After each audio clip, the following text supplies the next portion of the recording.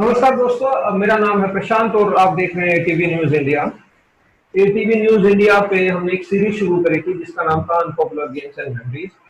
आज उसी की कड़ी में हमारे साथ पुनीत कुमार जी जुड़े हैं। पुनीत जी बास्केटबॉल कोच हैं, प्रोफेशनल बास्केटबॉल कोच हैं, फीफा सर्टिफाइड हैं, लेवल 2 सेंट स्टीफेंस कॉलेज के बास्केटबॉल कोच रहे हैं, दिल्ली यूनिवर्सिटी के बास्केटबॉल कोच रहे हैं। बास्केटबॉल की एक प्रोफेशनल लीग शुरू हुई थी, अगर मैं गलत नहीं हूँ, यूबीए, उसके यंगेस्ट कोच थे, उस टीम के कोच थे।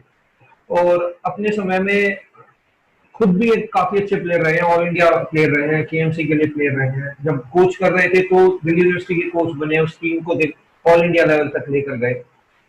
तो इनसे जुड़ी एक स्टोरी है, क्योंकि मैं हर प्लेयर से जुड़ी एक स्टोरी सुनाता ही हूँ। तो स्टोरी ये है कि करीब करीब आज से 10 साल पहले जब हम बड़े हो रहे थे तो एक एक पोजीशन होती है बास्केटबॉल में जिसका नाम होता है पॉइंट गार्ड।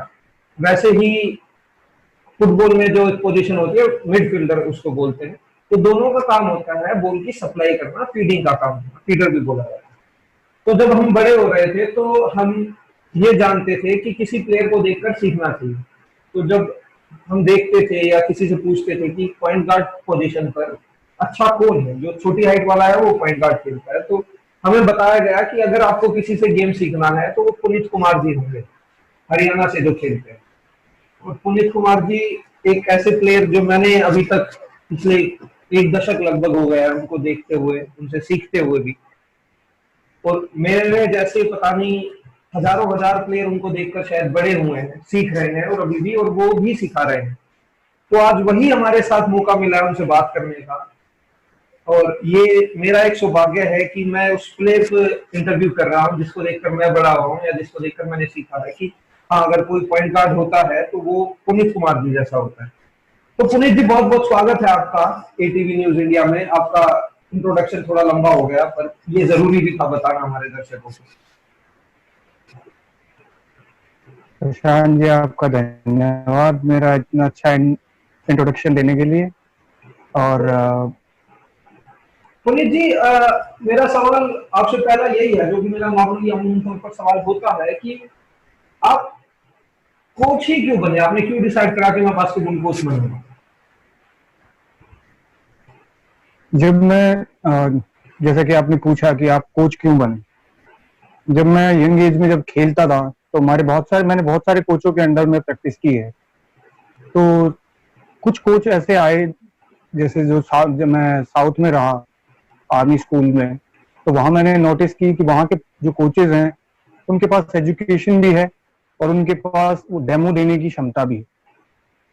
और एक कोच अगर डेमो नहीं दे सकता तो वो एक अच्छे प्लेयर नहीं बना सकता। एक कोच जब डेमो देके अपने प्लेयर्स को बताएगा कि आप ऐसे करिए, तो प्लेयर देख के ही सीखता है। हम बहुत सारी चीजें हैं जो हम देख के सीखते हैं, जैसे कि आपने बताया कि आप प्लेयरों को देख के आपने सीखा, ऐसे ही मैंने कोचेस को देख के सीखा। मैंने नॉर्थ इंडिया में कोचेस देखे जो कि बहुत सारे अच्छे कोचेस भी हैं और बहुत सारे कोचेस हैं जो सिर्फ इंस्ट्रक्शन देते हैं आपको कि आप ये कर लो, आप वैसे कर लो, बट डेमो बहुत कम कोचेस देते हैं। डेमो देने के लिए आपकी एज, आपके आपकी बॉडी में कंसंट्रेशन होना चाहिए, आपके हैंड आई कोऑर्डिनेशन होना चाहिए, तभी आप किसी को बता सकते हो खुद करके। तो इसलिए मैंने ये चीज नोटिस की कि हमारे यहाँ बहुत सारे कोचेस के पास एजुकेशन नहीं है। हमारे बहुत सारे कोचेस हैं जो पुरानी 1980s की बुक पे ही चल रहे हैं। तो इसलिए मुझे लगा कि जो चीज मैंने अपने अंदर रखी हुई है वो मैं किसी और को दूंगा तो वो दो ऐसे ही दे सकता हूँ एज ए कोच। अगर मैं एज ए कोच 10 बच्चों को सिखाऊंगा तो वो किसी 5 बच्चे को तो सिखाएंगे आगे, ऐसे ही ये चलता रहेगा। ये मेरा मानना था। पुनीत जी, आपने इसलिए मैं एक यूबीए लीग शुरू हुई थी जो कि एक लौती इंडिया की प्रोफेशनल लीग थी, आप उसके यंगेस्ट कोच रहे थे, और वो फिर लीग बंद भी हो गई। उसका एक तो मैं जानना चाहता हूँ कि उसका कारण क्या था, और ऐसी लीग इंडिया में और क्यों नहीं शुरू हो रही है? यूबी एक बहुत अच्छा प्लेटफॉर्म था इंडियन बास्केटबॉल प्लेयर्स के लिए। और यूबी एक अमेरिकन कंपनी थी, जो अमेरिकन ने यहाँ पे आके देखा कि यहाँ पोटेंशियल है। उन्होंने चाहे अपने फायदे के लिए देखा, लेकिन एट दी एंड हमारे प्लेयर्स का फायदा सबसे ज्यादा हो रहा था, वो हर 3 महीने में एक लीग कराते थे, जिससे कि हर प्लेयर, उन्होंने 3 कैटेगरीज बनाई प्लेयर्स की, ए, बी और सी। तो ए कैटेगरी में वो 3 लाख रुपए दे रहे थे, डी में 1.5 लाख रुपए दे रहे थे, और सी में 60,000 रुपीज पर प्लेयर को दे रहे थे। तो उन्होंने वो लीग स्टार्ट करने से पहले वो कैंप लगाते, जिससे कि हर प्लेयर को एक बेसिक फंडामेंटल में वो लेके आए। उनका मेन रोल जो था वो प्लेयर्स को मैन टू मैन खिलाने में था, क्योंकि हमारे यहाँ पे सबसे ज्यादा जोन डिफेंस चलता है और सब लोग जोन की ही प्रैक्टिस करते हैं। लेकिन उन्होंने ये मेंटालिटी को खत्म किया, उन्होंने ये मेंटालिटी खत्म की कि आप बड़े प्लेयर हो, आप छोटे प्लेयर हो, प्लेयर प्लेयर ही होता है। अकॉर्डिंग टू देम, अगर आपको खेलना है तो आपको स्पीड से खेलना है, दिमाग से खेलना है, और अगर आपके अंदर स्पीड और दिमाग दोनों हैं, आप उनको कंबाइन करके यूज कर सकते हैं। तो यू भी एक बहुत अच्छा प्लेटफॉर्म था, बहुत सारे बच्चों ने अच्छा परफॉर्म किया। जो बच्चे कहीं नहीं दिखते थे वो उस लीग में आगे आगे आए, जिनका सीनियर नेशनल में सिलेक्शन नहीं होता था, जूनियर नेशनल में सिलेक्शन नहीं होता था, लेकिन उन्होंने वहां पे अपनी प्रतिभा को दिखाया कि हम इस टाइप से प्लेयर हैं। और वो जो बाहर के कोचेस थे, अमेरिकन कोचेस थे, उनके अंडर में रह के उन्होंने उनके दिए हुए काम को किया, जिसकी वजह से उनका सिलेक्शन हुआ। तो वो लीग क्यों बंद हो गई? ये फेडरेशन की वजह से, आई थिंक फेडरेशन की ही वजह से वो बंद हुई, बिकॉज उनका 4th सीजन आने वाला था। उसके लिए हम प्रैक्टिस करने इंडिया से अराउंड 15 to 20 प्लेयर्स लेके एरिजोना गए, यूएस, जहां पे हमने एनआरआई प्लेयर्स को भी लिया था कि 15 NRI players, 15 Indian players and 10 US players. तो उनका एक मिक्स करके हम एक अच्छा लीग प्लेटफॉर्म पर लेके आने वाले थे। बट लेकिन फेडरेशन की वजह से कि आप यहाँ पे बाहर का आदमी आके कोई लीग नहीं स्टार्ट कर सकता, ये फीबा के रूल्स में है। तो इसलिए जो फेडरेशन थी, आई गेस उन्होंने फीबा को लेटर लिखा कि यूएस के लोग यहाँ आके अपना लीग चला रहे हैं। तो आपको, आई थिंक दैट्स क्योंकि व्हाई। आप कोच, तो पुनीत जी, आपको ऐसा नहीं लगता कि ऐसी लीग अपनी फेडरेशन को भी, जो बास्केटबॉल फेडरेशन ऑफ इंडिया है, उसको भी शुरू करनी चाहिए? या आपको जानकारी हो तो क्या ऐसी लीग शुरू हो रही है? देखिए, मेरी इंफॉर्मेशन के अकॉर्डिंग और मेरे जो जितने लिंक्स हैं उनके अकॉर्डिंग अभी तो कोई लीग स्टार्ट नहीं होती है। And I think federation is not even thinking about doing anything about the league, because now COVID is there, so they will keep the distance up from the leagues as well. I think they will start the league by 2023 or 2024. By that time, a lot of players will get suffer from this, because this is the right time. We are going up in everywhere in basketball. They're improving, but the thing is, we are not improving because the junior section is not getting promoted to the senior. I think what UVA people did. यही सवाल करना चाहता था कि मैं जितने भी coaches से बात करी है, मैंने टाइकोंडो कोच से बात करी है, मैंने एथलेटिक्स के कोच से बात करी है, मैंने बास्केटबॉल के और भी कोचेस से बात करी है। उन्होंने एक बात बड़े क्लियर उसमें अंदाज में बोली। उन्होंने बोला कि जब तक हम अपने जूनियर लेवल को काम नहीं करेंगे, तब तक हम आगे नहीं बढ़ सकते। हमें अपने जूनियर लेवल पर काम करने की बहुत जरूरत है। तो आप भी वही बात कर रहे थे, मैंने इसलिए आपको बीच में टोक दिया। तो आपको इसमें क्या लगता है? देखिए, हमारे यहाँ पे ग्रास रूट लेवल है ही नहीं। हम आजकल सब बच्चे देखते हैं, वीडियो देखते हैं एनबीए की। एनबीए वो ये नहीं देखते कि वो कर क्या रहे हैं, वो कहां से कहां पहुंचे हैं, उन्होंने ग्रास रूट पे क्या किया है। हमारे यहाँ ग्रास रूट लेवल पे कोई एकेडमीज नहीं है, ग्रास रूट लेवल का कोई लीग नहीं है। अंडर 14, अंडर 17 के टूर्नामेंट्स सबसे खराब टूर्नामेंट्स होते हैं, जिनमें कोई परफॉर्मेंस एनहांस कैंप्स नहीं होते। सबसे हमारा जो वर्स्ट सिनेरियो है गेम का, वो यही है कि हम अपने जूनियर और सब जूनियर लेवल को इम्प्रूव नहीं करा पा रहे। और वही बच्चे जब जूनियर से ऊपर आते हैं तो जो उनमें से एक या दो बच्चा ही अच्छा निकलता है, और एक ही दो बच्चे से सीनियर की टीम नहीं बन सकती। पुनीत जी, क्योंकि आपने कोच किया है यूबीए में, आप यूएसबी कैंप अटेंड कर कर आए हो, तो एक चीज हम्म जो कि मैं बड़ा क्यूरियस हूँ उसको जानने में कि ऐसा क्या है वेस्टर्न कंट्रीज के पास जो कि एशियन कंट्रीज या स्पेशली बात करें इंडिया की, जो हमारे पास हम्म नहीं है, वो हमसे इतना ऊपर क्यों है कि वो ओलंपिक्स में मेडल ले रहे हैं और हम एशियन क्वालिफिकेशन राउंड नहीं पार होते जा रहे हैं? जो चीज मैंने नोटिस की, वहां बहुत सारे फैक्टर्स थे। फर्स्ट ऑफ ऑल, हमारी फैसिलिटीज। हमारे जो इंडियन टीम है जो मैच खेलती है वो इंडोर में खेलती है, और हमारे यहाँ प्रैक्टिस होती है आउटडोर। मोस्टली आपको बाहर प्रैक्टिस करनी पड़ती है।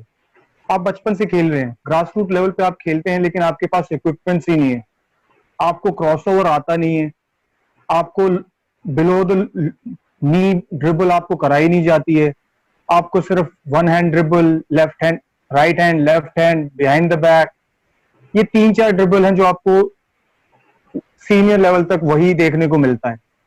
बट जो मैंने वहां नोटिस की, वहां के प्लेयर्स नोटिस किए कि वहां के प्लेयर्स रेफरी की तरफ नहीं देखते हैं, वो फिनिशिंग की तरफ देखते हैं कि उनकी बॉल फिनिश हो रही है या नहीं हो रही।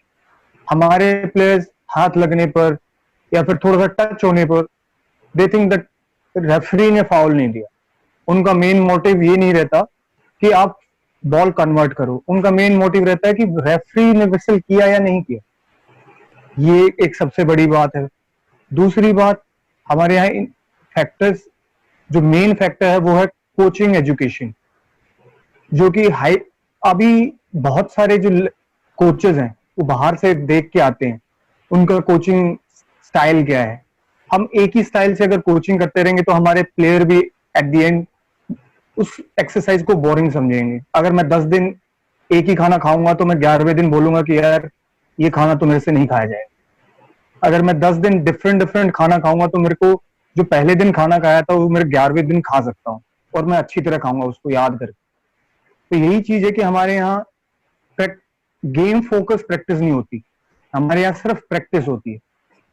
सबसे मेन दिक्कत हमारे यहाँ यही है कि हम जब टूर्नामेंट खेलने जाते हैं उससे पहले हमारे पास कोई टाइम पीरियड नहीं होता कि हमारे पास अभी समर वेकेशन कैंप है, फिर हमारा टूर्नामेंट से पहले थोड़ा सा कैंप लगा, हमें टूर्नामेंट एनहांस प्रैक्टिस की कि भाई हमारे को टूर्नामेंट में क्या करना है, अदर टीम्स की क्या स्ट्रेंथ है। हमारे यहाँ कोई वीडियोग्राफी नहीं करता किसी भी मैच की अच्छे से, कोई स्टैट्स नहीं होता, जो कि सबसे मेन पॉइंट होता है कि आपको दूसरी टीम का कैसे पता लगेगा कि उनकी टीम में शूटर कितनी बॉल उठाता है, उनका फीडर कितने असिस्ट डालता है, उनकी पोस्ट कितनी स्क्रीन लगाती है, कितने टर्न आपको स्क्रीन एंड रोल होके टर्न करके बॉल मिलती है, कितने प्लेयर बाहर से बॉल मारते हैं। तो ये सारी चीजें, ये सब फैक्टर्स हैं जो धीरे धीरे हम कहीं ना मतलब सीनियर नेशनल में आपको ये दिखाई देगा, लेकिन जूनियर में आपको सिर्फ वो काम चलाऊ काम होता है कि भाई हाँ वो स्टेट्स बना के दे देते हैं, बट उनके पास कोई सॉलिड इंफॉर्मेशन नहीं होती कि आपके इस प्लेयर ने पर्टिकुलर इतने शॉट्स उठाए। जब तक हमारे कंट्री में ऐसा कुछ नहीं आएगा, बिकॉज आज के टाइम में सबसे ज्यादा टेक्नोलॉजी है, आप किसी भी गेम को उठाइए विद इन सेकेंड्स। जैसे मैं खुद आपको अपना पर्सनल एक्सपीरियंस दे रहा हूँ कि वहां पे मैच चल रहा था, मैं एनबीए का मैच देखने गया एरिजोना स्टेट में, तो मैंने देखा कि वॉशिंगटन की टीम वहां खेल रही थी सन्स की टीम के साथ। तो वहां पे एक प्लेयर ने कुछ गलती की और उसके कोच ने टाइम आउट, उसको चेंज लिया, टाइम आउट भी नहीं, उसको चेंज लिया, उसको बेंच पे बैठाया, और एक दूसरे कोच ने जो उनके असिस्टेंट थे उन्होंने लैपटॉप खोला, उसको दिखाया एट द सेम मोमेंट, उसको दिखाया कि आपने यहाँ जाके ये स्क्रीन नहीं की, ये यहाँ से आपने स्क्रीन नहीं ली, आपने ये करना था, आपने वो करना था। और विद इन 2 मिनट्स वो प्लेयर वापस चेंज गया और जाते ही उस प्लेयर ने 15 पॉइंट स्कोर की। जब मेरे को ये पता चलेगा कि मेरी ये गलतियां हो रही हैं, मैं तभी उनके ऊपर फोकस कर पाऊंगा। अब मेरे को पूरे मैच में ही पता नहीं चल रहा कि मेरी गलतियां क्या हो रही हैं, तो मैं फोकस किस चीज पे करूंगा। तो कोचेस के पास भी सबसे बड़ी प्रॉब्लम रहती है कि उनके पास स्टैट्स नहीं आ पाते। उनको नहीं पता चल। अब हमारे यहाँ assistant coach, defence assistant coach, offensive assistant coach, ऐसी कोई इंफॉर्मेशन या ऐसी कोई सिचुएशन रहती नहीं है। एक कोच हर चीज नहीं कर पाएगा। असिस्टेंट कोच का बहुत कम रोल रखते हैं कि आप सिर्फ असिस्टेंट हैं। यहाँ पे कोच एज ए यूनिट काम नहीं होता। सबसे बड़ी दिक्कत हमारे यहाँ ये है। पुनीत जी, आपने प्रॉब्लम्स बता दी है, हम प्रॉब्लम समझ गए हैं, मोस्टली प्रॉब्लम्स हम जानते भी हैं, मोस्टली जानते हैं। अब मैं जानना चाहता हूँ कि इसके सॉल्यूशंस क्या हैं। प्रॉब्लम्स को बताना बहुत आसान होता है, सॉल्यूशन बिल्कुल बिल्कुल या बिल्कुल। जानना, या आप एज ए कोच आप अपनी टीम को या अपने अपने जूनियर्स को कैसे, क्या सॉल्यूशंस क्या देते हैं? मैं मेरे प्लेयर को, जहां मैं कोचिंग करता हूँ स्पेशली, और जो प्लेयर्स मेरे पास कोचिंग के लिए आते हैं, इंप्रूवमेंट के लिए आते हैं, तो मैं पहले उनकी वीडियो बनाता हूँ, फिर उसको खुद एनालाइज करता हूँ कि भाई आपने ये, आपका ये स्टांस, अगर आप, मेरा footwork, basketball is mostly about footwork. आपका फुटवर्क, आपके डिफेंसिव स्टांस में भी आपका फुटवर्क चाहिए। ऑफेंसिव, अगर आप ऑफेंस कर रहे हैं तो उसमें आपको फुटवर्क चाहिए। मेरा प्लेयर किस फुटवर्क पे है, उसकी वीक लेग कौन सी है, ये मेरे दिमाग में रहना चाहिए, तभी मैं किसी प्लेयर को बीट करूंगा। तो मैं उनकी वीडियो एनालिसिस करके कि उनको देखता हूँ कि उनका क्या स्टांस रहता है, वो शूटिंग कब करते हैं, बॉल कहाँ से उठाते हैं, और मैच में जब वो खेलते हैं तो उनका टेम्पो क्या रहता है। बिकॉज बहुत सारे प्लेयर हैं हमारे यहाँ जो मैचेस में अच्छे खेलते हैं लेकिन प्रैक्टिस अच्छी नहीं करते, और कुछ प्लेयर होते हैं जो प्रैक्टिस अच्छी करते हैं, मैच में अच्छा नहीं खेल पाते। तो जो मेरा खुद का पर्सनल व्यू है, उसके लिए मैं देखता हूँ कि आप बेसिक्स आपके कैसे हैं, आपको फुटवर्क आ रहा है नहीं आ रहा है, आप प्रेशर ले पा रहे हैं या नहीं ले पा रहे हैं। और सबसे पहली बात होती है कि आपको, आप रिसीविंग एंड पे कैसे हैं, क्योंकि बहुत सारे प्लेयर होते हैं जो रिसीव नहीं कर पाते। कोचेस बताते रहते हैं बट उनको जो ग्रेस्पिंग पावर है वो बहुत कम होती है, कुछ की ज्यादा होती है, तो वो इम्प्रूव करते हैं। और कुछ यहाँ पे जो प्लेयर होते हैं वो ये शर्म के मारे कि भाई मैं अगर पूछूंगा तो कोच डांट देगा, कोच ये बोल देगा, प्लेयर्स क्या सोचेंगे। हमारे यहाँ साइकोलॉजिकल जो एक टर्म है कि हमारे यहाँ प्लेयर्स दूसरों को, अगर मैं कुछ बोल दूंगा तो दूसरे क्या बोलेंगे, वो सबसे ज्यादा मैटर करती है। तो ये नहीं होनी चाहिए। मैं प्लेयर्स को सबसे पहले यही बोलता हूँ कि आपको बेझिझक, अगर आप कोच को नहीं बता सकते तो आप किसको बताएंगे। अगर मैं अपने अंदर बातें रखूंगा तो मैं अच्छा प्लेयर नहीं बन सकता, मैं अपनी टीम से बात नहीं कर सकता तो मैं अच्छी टीम क्रिएट नहीं कर सकता।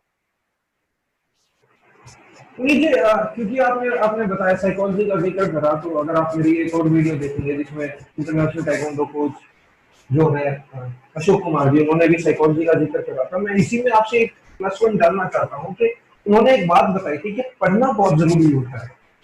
किसी भी कोच या किसी भी प्लेयर को कुछ करने के लिए पढ़ाई बहुत जरूरी होती है, उस गेम को बिल्कुल। स्टडी करना बहुत जरूरी होता है। आपके ही गेम की अगर बात करें, हम माइकल जॉर्डन सबसे ज्यादा वीडियोस देखते थे और पढ़ाई करते थे। तो इसमें आपको क्या लगता है कि पढ़ाई कितनी जरूरी है कोई भी गेम करने के लिए? देखिए, हम कुछ भी करते हैं तो उसके पहले हम कुछ अपने लिए इकट्ठा करते हैं, हम अपने लिए कुछ किताबें इकट्ठी करते हैं जिस चीज के बारे में हमें पढ़ना है। तो ऐसे ही गेम के बारे में हम दूसरी टीम के मैचेस देखते हैं। अगर दूसरी टीम के मैचेस हम नहीं देख पाते तो किसी से रिकॉर्ड करके हम वो चीज अपने आप देखते हैं। फिर हम उसको देखते हैं कि हमें इस प्लेयर को डिफेंस करना है, तो मैं उस प्लेयर को जिसे डिफेंस करना है उसको मैं बताऊंगा कि भाई इसकी ये वीक पॉइंट है, ये प्लेयर राइट में ही जाता है ज्यादा, ये प्लेयर लेफ्ट में जाता है ज्यादा। तो ऐसी बहुत सारी चीजें होती हैं जो आप देख के ही समझ पाते हैं, और आप एक बार देख के कुछ भी नहीं समझ पाएंगे, क्योंकि एक बार देख के हर प्लेयर के अंदर इतना दिमाग होता है कि मैं एक बार एक ही चीज करूं। जो अच्छा प्लेयर होगा वो हर बार एक ही चीज नहीं करेगा। तो इसलिए आपको एक मैच पूरा देखना पड़ेगा कि उसमें वो प्लेयर क्या करता है, उसके ट्रिक्स क्या हैं, वो किसको कैसे बुलाता है, क्या उसके जो स्क्रीन लेने के तरीके हैं, क्या उसके आई कांटेक्ट करने के तरीके हैं, वो क्या एक दूसरे को बोलते हैं कि भाई वो सिचुएशन क्रिएट करते हैं। तो ये सारी चीजें बहुत मैटर करती हैं। और साइकोलॉजी का जो मैंने बोला, उसका सबसे ज्यादा इफेक्ट पड़ता है प्लेयर्स पे, कोचेस के ऊपर भी पड़ता है, क्योंकि दूसरा कोच कुछ भी बोल सकता है, वो अपने प्लेयर्स को चढ़ाता है कि भाई तुम ये करो, वो कुछ नहीं कर पाएंगे, तो दूसरा कोच भी थोड़ा सा मेंटली डिस्टर्ब होता है। और टाइमली टाइम आउट, कि दूसरी टीम बहुत अच्छा स्कोर कर रही है तो उस टाइम पे आपको टाइम आउट लेना, ये बहुत सारी गेम स्ट्रेटेजीज होती है जो एक कोच को करंट में रहने के बाद ही पता लगती है। अब हमारे पास 5 टाइम आउट है तो हम किस टाइम पे क्या यूज करें, किस प्लेयर को किस टाइम पे भेजें, वो सारी सिचुएशंस अगर मैं गेम नहीं देखूंगा दूसरी टीम का, या मेरी टीम के मेरे खुद को प्लेयर्स का पता नहीं होगा, मेरे प्लेयर्स की साइकोलॉजी क्या रहती है। कुछ प्लेयर होते हैं जो बहुत ही जुझारू की होते हैं कि जी मेरे को अंदर डालो आप। कुछ सिचुएशंस आती हैं कि जब आपका बेस्ट प्लेयर काम नहीं करता तो वो प्लेयर काम कर जाता है जो बिल्कुल आप जिसको सोचते हैं कि ये प्लेयर ठीक कुछ नहीं। है पुनीत जी, आप एज ए प्लेयर या एज ए कोच, मैं चाहता हूं कि जी ये बड़ा ही इंपॉर्टेंट इशू मानता हूं अपनी अपने इंटरव्यूज का, कि इसमें मैं हर एक कोच या प्लेयर से पूछता हूं कि उसकी जिंदगी की सबसे अच्छी मेमोरी एज ए प्लेयर या एज ए कोच क्या रही, क्या उसमें कोई ऐसी चीज कभी गेम में या ग्राउंड पर देखी हो जिसे लगा कि मैं ये कभी भूलने नहीं पाऊंगा, तो आपकी ऐसी क्या मेमोरी रही? सॉरी, आपने क्या बोला लास्ट लाइन? आपकी ऐसी क्या मेमोरी रही है कि आपने किसी गेम को देखा या किसी गेम के अंदर खुद हो जो आप खेल रहे हो और आपको ऐसा लगे कि ये मैं कभी नहीं भूलने वाला, ये मेरी जिंदगी की सबसे अच्छी अचीवमेंट? आपकी आवाज कट रही है किसान। हाँ, पुनीत जी, हर एक प्लेयर या कोच की जिंदगी में एक एक जबरदस्त मेमोरी जिसे मैं बोलता हूँ हमेशा रह जाती है किसी भी गेम की, या वो किसी गेम को देख रहे हो या खुद खेल रहे हो। तो आपके करियर में ऐसा ऐसा कौन सा पल रहा जो आपको हमेशा याद रहेगा? देखिए ऐसे तो बहुत सारे पल आए, लेकिन जब हम इंटर कॉलेज का मैच खेल रहे थे हंसराज कॉलेज में, तो हमारी टीम हंसराज कॉलेज के अगेंस्ट। हंसराज कॉलेज का नाम इसलिए ले रहे हैं, मैं अपने दर्शकों को बता दूं कि मैं उसी कॉलेज से पढ़ा हुआ हूं और शायद मैं उस मैच में मौजूद भी था। मैं इनका 2-3 साल शायद जूनियर हूं, तो मैं उस मैच में शायद मौजूद भी था, तो अब आप अपनी स्टोरी कंटिन्यू कर सकते हैं। ये इसीलिए धीरे धीरे मुस्कुरा रहे हैं, पर मेरा नाम नहीं ले। चलिए। तो हम फर्स्ट क्वार्टर में 10 पॉइंट से पीछे थे, सेकंड क्वार्टर में हमारी टीम 23 पॉइंट से पीछे थी, और आई थिंक उस टाइम पे हमारे अंदर हम 5 या 6 प्लेयर खेलने वाले होते थे किरोड़ीमल कॉलेज की टीम में। तो हम सब ने डिसाइड किया जब हाफ टाइम हुआ कि 23 पॉइंट्स हैं, हम ये मैच स्टार्ट करेंगे 0 से। हमारी अगेंस्ट की टीम 23 पॉइंट की लीड से है और हम 0 पे हैं।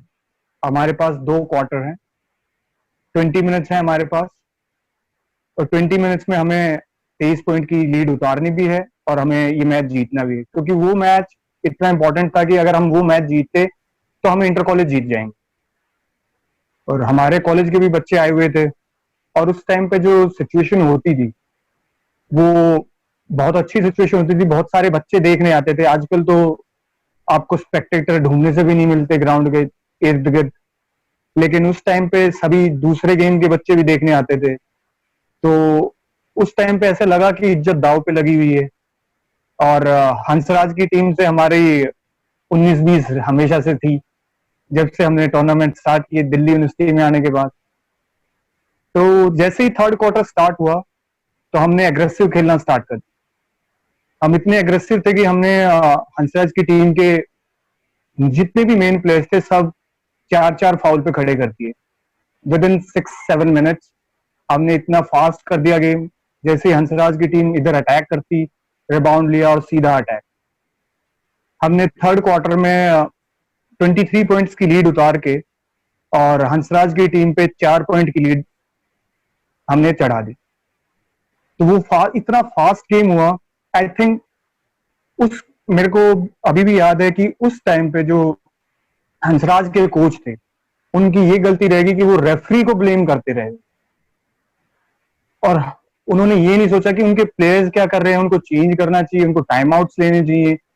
आपके पास 3 टाइम आउट बचे हुए, आप टाइम आउट लीजिए।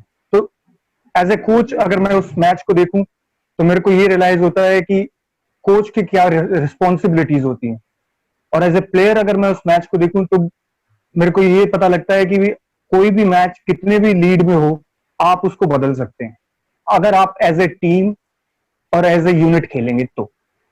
वो मैच हम जीते लास्ट में, और हम इंटर कॉलेज जीत गए, वो 2010 की बात है। बहुत शुक्रिया आपका, आपने उस मेमोरी का मुझे दोबारा ताजा कर दिया। तो पुनीत जी, ठीक है, अब मैं ये जानना चाहता हूँ कि आपके 5 फेवरेट प्लेयर्स इंडिया के बास्केटबॉल में, लड़के और लड़कियों में कौन कौन है?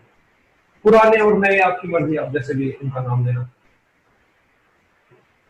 देखिए, इंडिया में बहुत सारे प्लेयर हैं, बट द थिंग इज कि अभी जो करंट इंडियन टीम में खेल रहे हैं, या फिर जो बच्चे हैं जिनको चांस ही नहीं मिल रहा, कुछ जैसा ऐसे आपका ठीक बच्चे हैं लगे, जो जूनियर नेशनल या स्टेट या स्कूल, या जैसे जैसा आपको ठीक लगे। मैं आपके 5 पसंदीदा प्लेयर जानना चाहता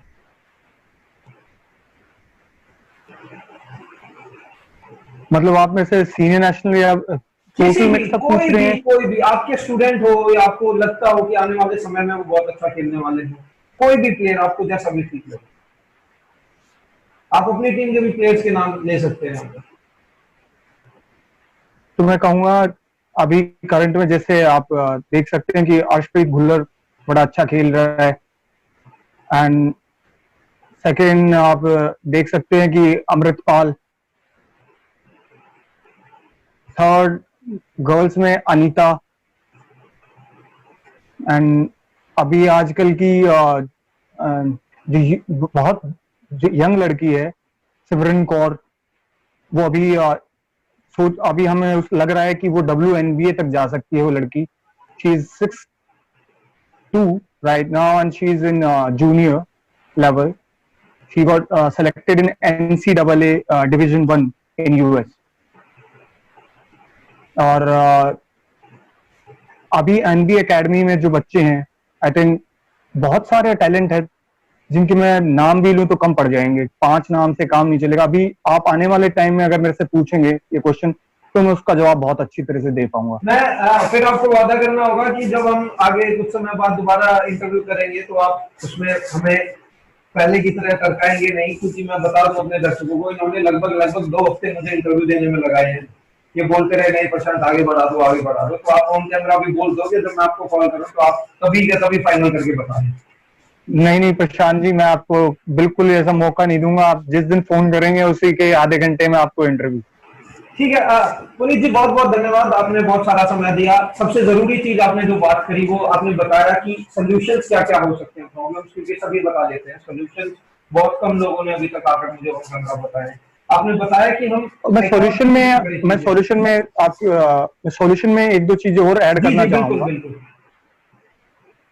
जो मैंने सॉल्यूशन बताया, अभी मैंने पूरा नहीं बताया। सबसे ज्यादा सॉल्यूशन जो हमें चाहिए अगर हमें इंडियन बास्केटबॉल बढ़ाना है, तो हमारे यहाँ जो समर कैंप्स लगते हैं उनको एक प्रॉपर वे में एक स्टार्ट किया जाए। तो पहले से हमें उनको डिसाइड करना चाहिए कि किस एरिया में कितने प्लेयर्स हैं, उनको पहले से ही उनकी लिस्ट तैयार की जाए कि इतने प्लेयर्स हैं। क्योंकि बहुत सारे प्लेयर समर कैंप लगाने एक स्टेट से दूसरी स्टेट चले जाते हैं, बिकॉज उनकी वहां पे कोई समर कैंप नहीं लगता। आप दिल्ली की बात लीजिए, मैं दिल्ली की बात करूंगा क्योंकि मैं दिल्ली की यूथ की टीम को लेके 2 बार गर्ल्स की यूथ की टीम लेके गया हूं एज अ कोच। तो मैंने जो चीजें शेयर की है, जो चीजें मैंने फेस की हैं, बिकॉज कहीं पे भी कैंप्स नहीं लगते हैं। बहुत सारी स्टेट्स हैं जहां पे कैंप्स नहीं लगते हैं प्रॉपर। आपको टीम मिलती है 2 वीक पहले, आप 2 वीक में किसी यूथ नेशनल की टीम को या किसी भी टीम को 2 वीक में तैयार नहीं कर सकते हैं, क्योंकि बच्चों को एक दूसरे के साथ मिक्सअप होने में टाइम लगता है। और बास्केटबॉल एक टीम गेम है, तो टीम गेम को आप तैयार करने में एटलीस्ट आपको 3 to 4 वीक्स चाहिए। 3 to 4 वीक्स सिर्फ आप जब टूर्नामेंट की प्रिपरेशन करो, ना कि आप सिलेक्शन प्रोसेस से गुजरे। तो यहाँ बहुत सारे फैक्टर्स हैं जो इफेक्ट करते हैं सॉल्यूशन पे, और सॉल्यूशन जब ही होगा जब हमारी फेडरेशन आगे आके उसके ऊपर काम करेंगी। सॉल्यूशन तभी होगा जब हमारे कोचेस वैल्यूएबल गाइडेंस के अंदर जाएंगे। जो फॉरेन कोचेस आते हैं उनके कैंप्स ज्यादा लगे, क्योंकि अगर कोचेस के पास नॉलेज नहीं होगी तो आप किसी भी टाइप का कैंप लगा लीजिए, कहीं पे भी कुछ कर लीजिए, आपके प्लेयर्स इंप्रूवमेंट नहीं कर पाते। उनका इंप्रूवमेंट एनहांसिंग प्रोग्राम स्टार्ट करना चाहिए कि आप ए कैटेगरी में हैं, आपके बेसिक्स अच्छे हैं, आप फिर आगे जाइए, आपको और अच्छा इंप्रूवमेंट करना है तो आप यहाँ ये कीजिए। जैसे मैंने नोटिस किया यूबीए में कि बहुत सारे प्लेयर्स के हमारे यहाँ बेसिक्स क्लियर नहीं थे। 70% प्लेयर्स को क्रॉसओवर करना नहीं आ रहा था। 70% प्लेयर्स की हिप मूवमेंट्स, जो सबसे इंपॉर्टेंट है बास्केटबॉल में, हिप मूवमेंट्स और हमारे एंकल मूवमेंट्स, बिल्कुल भी मैं ये बोलूंगा कि हमारे यहाँ 80% प्लेयर्स की हिप मूवमेंट्स नहीं है। बहुत कम प्लेयर्स हैं जिनके हिप्स मूव करते हैं, और यही एक फैक्टर है जिसके जिसके कारण हम पीछे हैं। और जो फॉरेन प्लेयर्स हैं उनके हिप मूवमेंट्स इतनी स्ट्रांग रहती है कि जब वो क्रॉस ओवर करते हैं तो हमारे प्लेयर उनको पकड़ नहीं पाते, क्योंकि हमारा स्टांस, जितना हमारा हैमस्ट्रिंग में पावर नहीं रहती। हमारे जो हिप्स हैं, हिप्स में जितनी पावर होगी हम उतना ही अच्छा खेल पाएंगे, उतना अच्छा जंप होगा। सारी चीजें उस एक मूवमेंट के ऊपर टिकी हुई। तो ये मेरा सबसे अच्छा मानना है कि हमें बहुत सारे काम करने हैं, तो सबसे पहले ग्रास रूट को इम्प्रूव करना पड़ेगा। ठीक है पुनीत जी, आपने बहुत सारे सोल्यूशन दिए, आपने बताया कि ग्रास रूट लेवल पे भी बहुत ज्यादा काम करना होगा। बहुत बहुत धन्यवाद आपका हमें सुनने देने के लिए। धन्यवाद जी।